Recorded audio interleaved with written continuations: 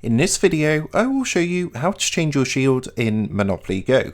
So let's jump straight into it. So in order to do this, of course, what you're going to want to do is open up Monopoly Go on your device and log in to your account. So once you've gone ahead and logged in, the first thing you're going to want to do is obtain new shields. So you can do that by completing in-game events and tournaments, and of course obtaining shields which are offered sometimes as rewards. Now once you've gone ahead and got some different shields, what you can then do is come up to the menu in the top right hand corner, press onto the three lines to open up the menu, and what you want to do from here is come down and click onto My Showroom. So what that's going to do is take you across to your showroom. If you come down to the bottom, you've got three different buttons, and as you can see, we're on the token screen at the moment, but if you press the button in the middle with a picture of a shield, this is going to take you across to your shield screen. So you can see the one I've currently got equipped is this one, which is the Peggy Dollar shield, which I won in a recent tournament. However, say I wanted to switch to the Ghost Shield, then what I'm going to do is press onto the Ghost Shield, and at the bottom you're going to see the green Equip button. So all you need to do is simply press the green Equip button at the bottom,